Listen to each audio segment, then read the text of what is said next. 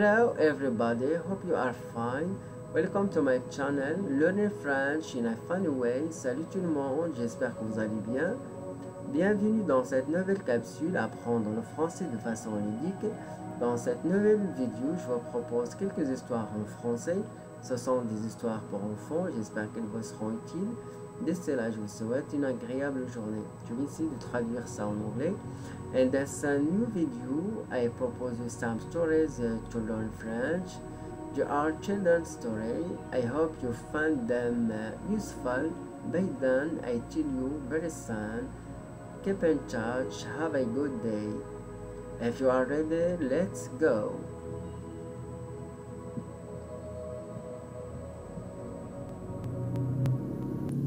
Marty McKay was already 5 years old, but he was still the baby of the family. "Can I have some tea too?" Marty asked his mother. She drank her tea from a beautiful cup and stirred it with a silver spoon. "No, Marty, you're too young to drink tea." "But why?" Marty asked. "Because your fingers are too tiny to hold the cup, and tea is too hot for you, baby." "I'm not a baby," Marty said. "I'm 5.5." Marty went out to the yard. His brother Ralph was playing basketball. "Can I play too?" Marty asked. Ralph bounced the ball up and down under Marty's nose and then threw it into the basket. "No, Marty, you're too young to play basketball." "But why?" Marty asked. "Because the basket is too high for you to reach, and the ball is too big for your tiny baby hands," Ralph said. "I'm not a baby," Marty said. "I'm 5.75." Marty went into the kitchen. His sister Jane was getting ready to ride her bicycle to the candy store. "Can I go to the store to buy candy?" Marty asked Jane. He could feel the wind in his hair and the candy on his tongue. "No, you're too young to go to the store," Jane said. "But why?" Marty asked. "Because the store is too far for you to ride to, and your baby bike is too slow." "I'm not a baby," Marty said.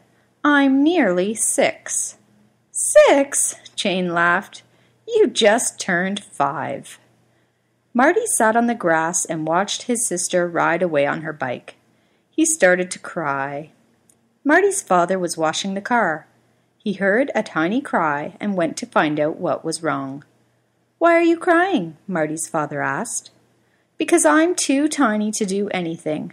I wish I weren't the youngest one." "Be careful what you wish for," his father said. Just then, Marty's mother came out to bring Marty's dad his tea. She patted her belly and smiled. "We're going to have another baby," his mother said. "And that means you're going to be a big brother," his father said. "But I'm too tiny to be a big brother," Marty said. "I'm just a baby."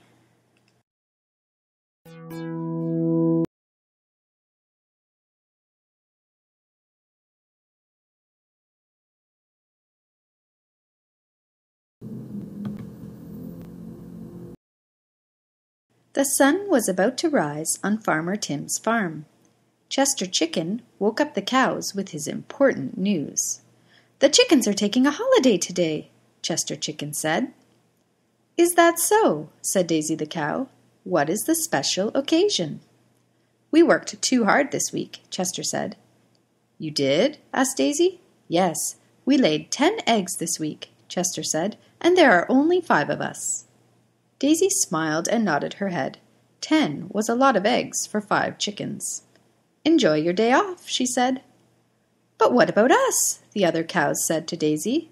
"We gave Farmer Tim 100 pails of milk this week. There are only 10 of us." Daisy agreed with the cows, too. 100 pails of milk would make a lot of cheese. "But we can't take a holiday on the same day as the chickens," Daisy said. "What would Farmer Tim say?" Daisy and the cows moved over to a patch of grass to have their breakfast. "The chickens are taking a holiday," Daisy told the trees, "and we don't think it's fair." The trees were not happy with this news. "I've dropped over 1,000 apples this season," one said. "And I've had 1,000,000 cherries picked," said another. The wind blew and the trees put on their angry faces. "We deserve a holiday more than the chickens," the trees shouted together. "We worked too hard all season." This woke up the rake that was sitting on the grass underneath the trees. "Have you heard the news?" the apple tree asked the rake. "The chickens are taking a holiday. They think they worked too hard this week." The rake stood up and announced its disapproval.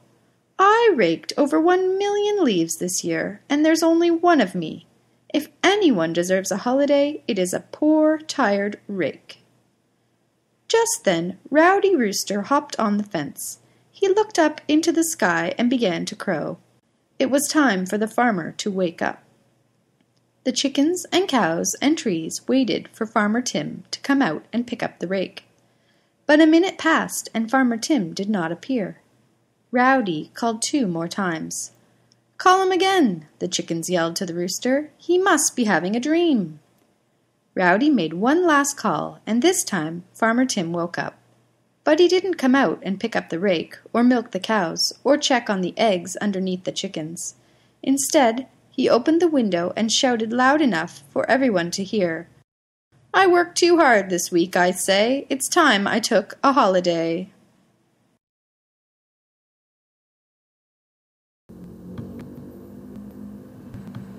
Good Neighbors.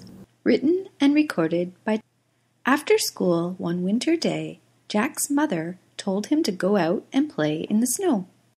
"But it's so cold outside, Mother," Jack said. "Put on your coat and your hat and your mittens," his mother said. "You can build a snowman before your father comes home." "I'm going to need a carrot for the nose," Jack said, "and I'll need some things for the snowman's hat and face." Jack got a bucket and collected everything he needed to decorate his snowman. His mother promised she would watch him build the snowman from the window. Outside in his front yard, Jack started with a very small ball of snow. He got on his knees and rolled the snow into a big ball. At another window, someone else was watching Jack play. It was his new neighbor Nauko. Nauko asked her mother if she could go outside and help Jack build his snowman. "It's very cold outside. Are you sure you want to go out and play?" her mother asked. "Yes, Mother," Nauko said. "I will wear my coat and my hat and my mittens." Nauko's mother helped her put on her winter clothes and promised to watch her from the window. "You can play until your father comes home," her mother said. Nauko ran outside to Jack's yard and asked if she could help him finish his snowman. "Yes, please help me," Jack said. "My father will be home from work very soon." "Okay, what can I do?" Nauko asked. "I built my snowman's body with 2 snowballs. I need to roll 1 more for my snowman's head." "But snowmen only have 2 snowballs. One is for the body and one is for the head," Nauko said. "No, snowmen always have 3 snowballs," Jack said. "I don't think I need you to help me after all." Jack picked up some snow and made it into a small snowball. He got on his knees and rolled the snow away from Nauko to make the snowman's head. Nauko walked into her own yard and began to build her own snowman. "I don't want to build a snowman with Jack anyway," she thought to herself. "I'm going to make my own." Nauko rolled 2 big balls of snow and put them on top of each other. When she finished that, she took off her hat and scarf and decorated the snowman. Lastly, she found some sticks and pine cones and made her snowman's eyes and mouth and arms. Her mother clapped from the window. Jack made a hat for his snowman with his bucket. He used his mother's sewing buttons for the eyes and mouth. Lastly, he added a carrot for the snowman's nose. After he finished, Jack's mother smiled and pointed. His father was driving up the street. Suddenly, a terrible thing happened. The head fell off Jack's snowman and crashed to the ground. "Oh no! My snowman fell apart," Jack said, "and my father is almost home." Nauko heard Jack's cry and ran over to his yard to see what the problem was. "I'll help you roll another snowball," Nauko said. If we do it together, we can finish before your father gets home." Together, Jack and Nauko rolled a new snowball. They shaped it with their mittens until it was round.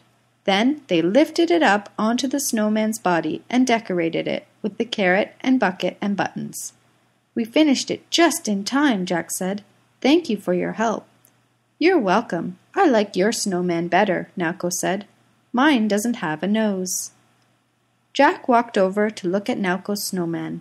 He loved the pine cone eyes and mouth and the sticks for arms, but he knew it wasn't finished. Jack ran back to his snowman and pulled the carrot out. He broke it into 2 pieces and gave half to Nauko. "Hurry," Jack said. "Your snowman needs a nose, and your father is driving up the street too." "Thank you," Nauko said. "You're welcome," Jack said. "I think our snowmen make good neighbors."